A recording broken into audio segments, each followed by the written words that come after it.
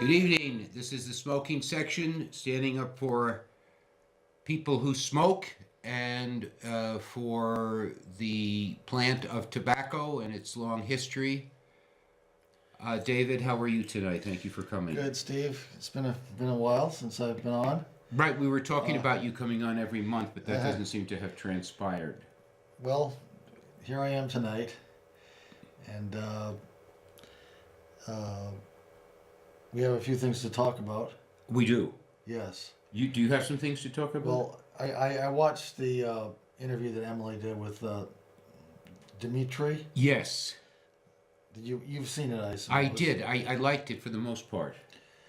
He seems like a really nice guy, an interesting character. But it's also kind of nice to hear someone who speaks with this Russian accent, and but his English is very good. His choice of words. Yeah, I thought, and the feed was pretty good between her talking with him. I thought I could hear it all, and no, but what? He's a journalist. In Moscow? I don't remember. How'd she get in touch with us? I think Frank Davis. I think he might be a contributor to Frank Davis's blog. Oh. And I think it's her most successful interview thus far, except for the one she did with me, of course. Of course. Did you see that one? I think so. That was a while ago. I didn't look well. No. I looked like, I guess that's why Emily wanted to get an interview in pretty quickly, right? Because I had just recovered from the flu. In fact, I was in the process of recovering. Yes. Well, you look good tonight. Oh, well, thank you. Thank you. I got in a lot of walking today, and I walked over to the Somerville City Club from my home because the bus wasn't leaving, and so that was a good walk. Mm-hmm. And I've been spending some time with the Sidewalk Butlers. Oh, good. John Fitzgerald, who works for the DPW, gave me a key to open them. And clean them out. And clean them out, yes. It's a very satisfying job to clean them out. Really is, yeah. Good. Well, especially when they're filled. And they do fill up. Some of them fill up. In fact, I was by the City Hall, and there's a woman who's worked for the City Hall for many, many years. I think her name is Mary. I hope it is because I called her Mary. She works for the City Council, kind of a receptionist, you might say, I guess. And she was out there smoking. And I was going by there. They have one right out behind the City Hall. Really? In fact, they put a post in strictly for the Sidewalk Buttler. There was no post there prior. This is like in the back entrance there, in that area where you go out to the back? Yes, it is. Is it a driveway or something? Or well, it's kind of a driveway, yes. And there's a post with the butler. Yes, but the post is not, it was put in specifically for the butler. Oh, the others are all mounted on the metal poles, right? On the street. Metal poles, what are called U-shaped flanges. Yeah.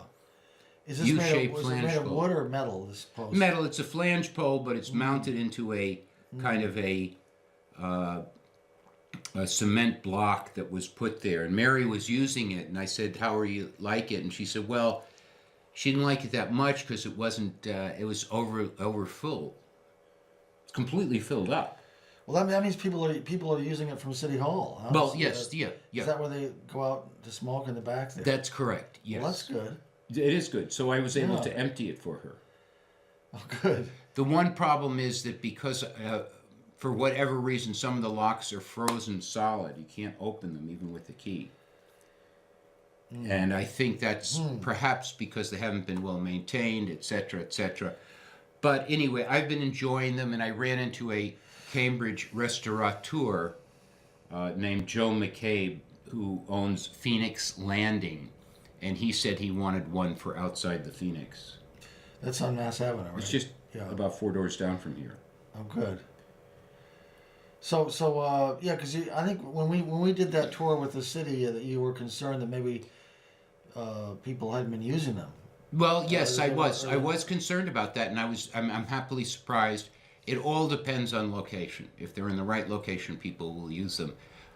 And also, I don't think a lot of the text that was on them has worn off with the weather. So they're it's worn off. Yes. Yeah, the decals and everything. Yes. Yeah. Well, I know they had talked about maybe putting some new ones in, right? I don't think the text that they have on them is any good at all.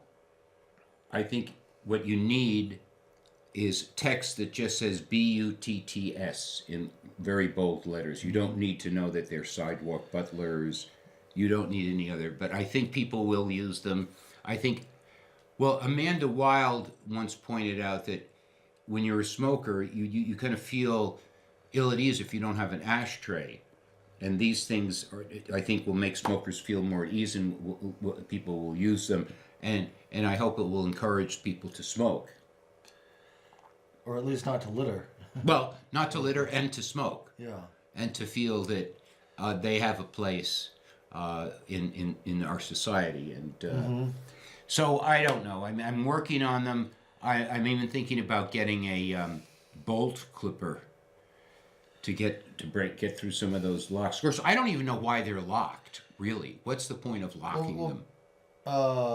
Maybe you should call up Mike Roylos and ask him about Roylos. I've been in touch with him. Maybe he could tell you about the key mechanism or something. Well, it's not that. It's just that the locks need to be oiled occasionally, and they need to be opened and so forth. Well, there's some reason I think that they had a lock on them. Maybe for fires or something, or I don't know. I mean, I think part of the reason is because homeless people or people real down and outers will take the butts to smoke them. Right. I mean, that used to be a trope in cartoons. A guy's walking down the street and he finds a really nice cigar butt and he picks it up. Mm-hmm. Do you know that trope? Are you familiar with that trope? Yeah, I think the meme. Well, I don't know if I'd call it a meme. I think it's a trope. Are you familiar with it or not? I mean... Oh, I mean, you mean from old cartoons? Or old cartoons and old movies, a guy would be walking down the street and he'd find a fairly large cigar butt and he would be really excited to pick it up and smoke it. Yeah, probably, Well, are you or aren't you? I mean...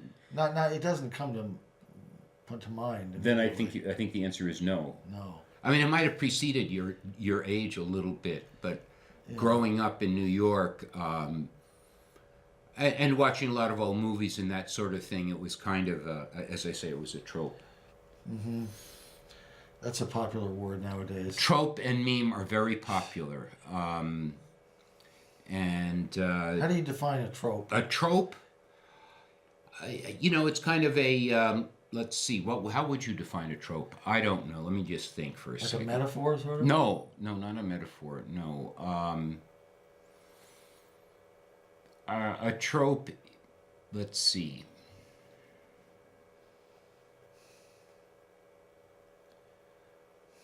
Kind of maybe even a theme. I'm sure if Emily was here, she could do it. She has very good verbal skills. Yeah. Well, I mean, I see it all the time. The word trope, it's a common word. Yeah, it's a little bit too common. Yeah.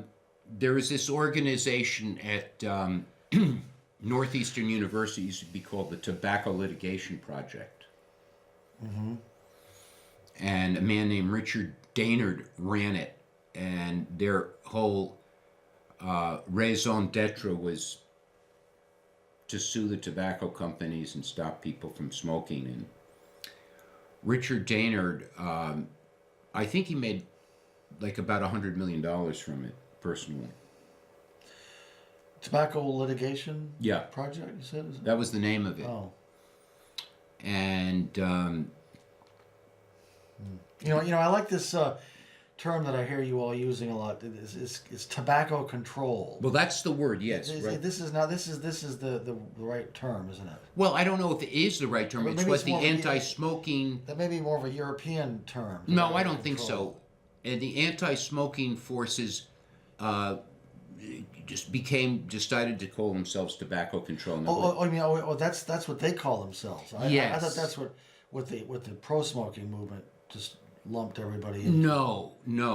And I don't know when they came up with that. It's been around. I would like to find an alternative, but anti-smoking forces, anti-smoking movement, Pretty much. anti-smoking officials. Michael McFadden is very good at language, and for one thing, he always has pointed up that we shouldn't use the word tobacco-free or smoke-free. Smoke-free environment. Yeah, we should say smoking is banned, smoking prohibited environment. Smoke-free sounds like who would be against smoke-free? Oh, right. I never thought of that. It's like yes, the Tobacco Litigation Project morphed into now it's called the Public Health Advocacy Institute. Now, who's going to be against public health, right?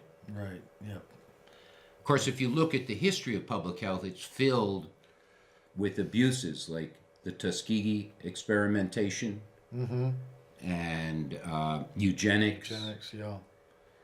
And experimenting with foster children with AIDS drugs in the 90s. Well, this Dimitri fellow, I noticed he said a few interesting things in the interview. Well, he talked about dying from coffee poisoning, one thing, which I thought was caffeine overdosing or something. Which I've never heard of it. And he also talked about nicotine poisoning, which I've never heard of either. No, it's theoretically possible. You must have focused in on those statements. Well, I would think that, like in the last 400 years, the number of people who died from nicotine poisoning you could count on one hand. He said you would have to smoke, like 2 packs of cigarettes or something. No. You could never get it.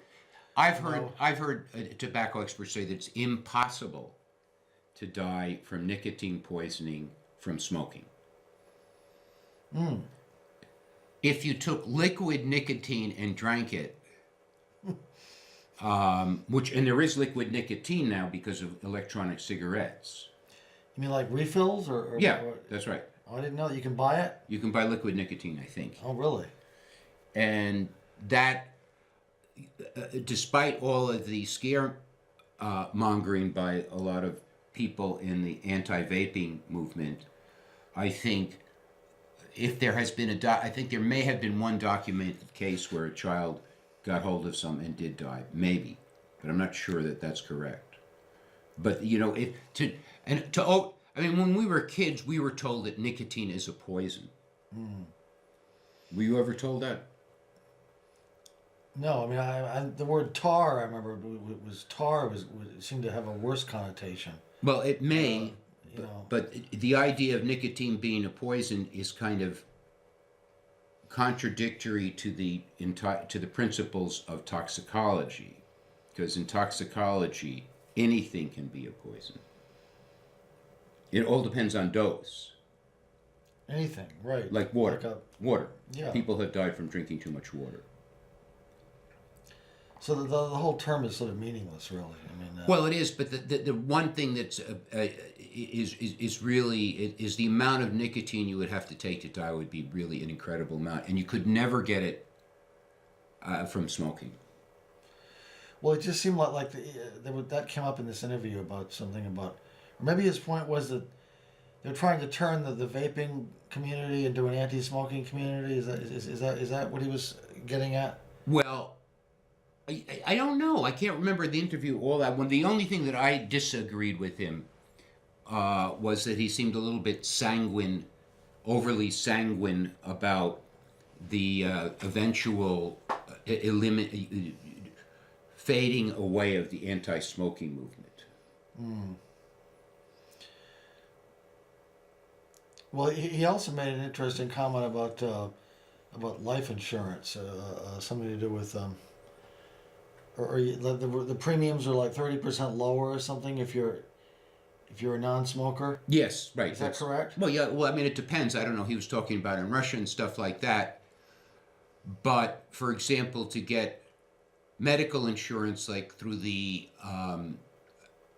Affordable Care Act, they charge smokers more. They can. It was the act was written to charge smokers more. The problem with that, the problem with all of these things is, I would say that smokers definitely die younger than non-smokers. But it's not because of their smoking, it's because of the population who chooses to smoke is very different than the population who chooses not to smoke.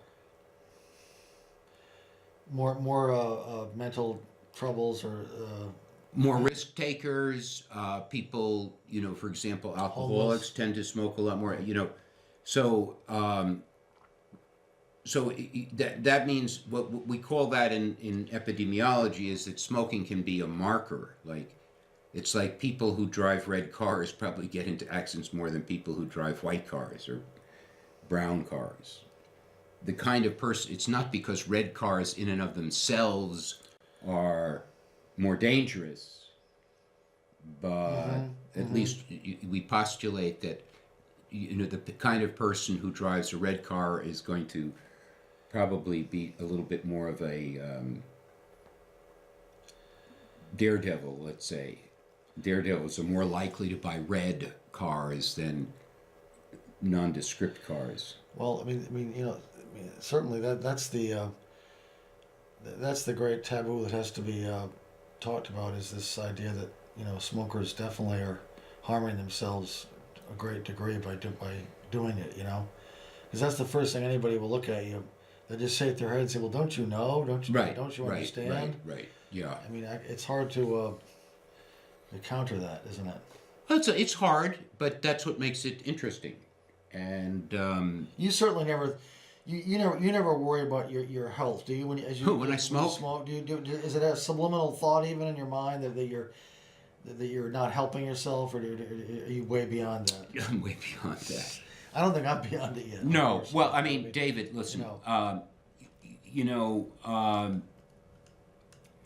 I think everybody in our society worries about cancer, and I think I do, and Because you've been smoking for what? Decades, right? So decades, yes. I don't like that word, don't you? Oh, you don't. The word decade? No, I didn't. Please. Okay. That's a good word. It's a very tiresome word. Every time I look, I never hear 10 years. I never hear 20 years. I never hear 30 years. I even saw one New York Times opinion writer use the word a half decade. Now, he couldn't bring himself to say 5 years. That would be too simple. But anyway, yes, I've been smoking a long, long time, and you're fine. Well, I don't know if I'm fine. I have, I'm physically, I think I'm in pretty good shape.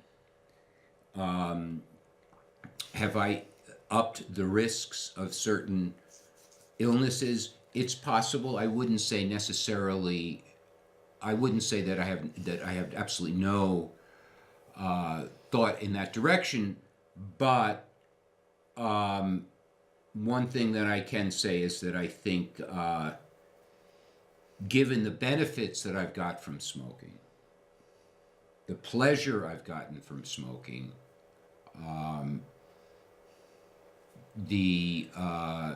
like, for example, I wake up every morning and I'm very depressed, really depressed. And I have a coffee and a cigarette, and all of a sudden I'm no longer depressed. Just like that. That's wonderful. I'm not necessarily You look for jumping up and kicking my heels together, but all of a sudden the day becomes manageable. Life becomes manageable. Now, I'll give you another example, and this is snus. I'm a member. I have snus right now in my mouth. Mm-hmm. You're really big on that. Oh, I'm pretty big on it. I don't like it. I actually. It's an acquired taste. I don't even know if I like it that much. It makes me very jittery. Well, it really does. That's because you're a wimp, I guess, right? No, I don't know. Maybe you took a too powerful snus. But for example, well, you wouldn't think that it would even. When I first started trying it, I wouldn't have thought that it would even have an effect. But it does. It does have an effect. Well, maybe because I smoked so long and I've smoked for so many years, maybe the snus, maybe the snus you tried was too powerful. But for example, I'm a member of two groups, of two committees, the Trustees Association And I'm also a member of the building committee at the Somerville City Club. The trustees of your building. Affirmative. Okay, all right. And every time I have a meeting, I take snus. I put snus in my mouth before that. Mm-hmm. And I mean, I can just. I'm much less prone to distraction than the members of the people It's in like my group. it's like a tiny little packet of tobacco, right? Yes, it's similar there is too. Is it tobacco? Yeah. Or is it some tobacco? Like snuff? Would you say, or is it? It's similar to snuff. Yes, it's what's called non-combustible. What do they call it? Smokeless tobacco. Smokeless. You mean it can't be lit? Well, I suppose you could light it, but I mean that's not what you do with it. But I mean, I find that I'm much less prone to distraction than the other members of the group. They're always kind of veering off topic. They're often chattering, and I'm always able to I'm much more focused, and that's, I hate that word, but anyway, focused. But, I mean, that's like what tobacco does. I mean, that's why Winston Churchill could single-handedly run the British war machine. Right, yeah. He smoked 300,000 cigars in his lifetime. The great Churchill. I know we're always hearing about him. Well, I don't know. A lot of people don't like Churchill. Yeah, he's not one of my favorites. A lot of revisions. What don't you like about Churchill? I don't know. I think he was he was very anti-colonial. Pro-colonial. He said a lot of bad things about the Indian nation. Pro-colonial. Well, pro, yes. Not anti-colonial. He was very hateful toward Gandhi. Gandhi. Yeah, I was reading that recently. Well, I mean, did you read a primary document, or did you read, It's some book. I don't know. I mean, it's some anti-church. No, these were like statements that he had made in public about the man. About Gandhi. Yeah. Mm-hmm. Mm-hmm. Like he for example, he didn't believe that Gandhi truly fat when he went on these long fasts. Oh, really? He thought that he was taking glucose. Is that right? Well, maybe Gandhi was. I don't know. He thought that he was cheating on the fast. He might have. He might have been cheating. Well, anyway, so the Public Health Advocacy Institute is suing Juul because supposedly all these teenagers are getting addicted. But nowhere in this article, which was in the Globe yesterday, did any of the advocates from the Public Health Advocacy Institute even mention any kind of harm that Juul might be causing teenagers. They didn't mention any harm. Just that it was addictive. Right. Yeah. Right. Oh well.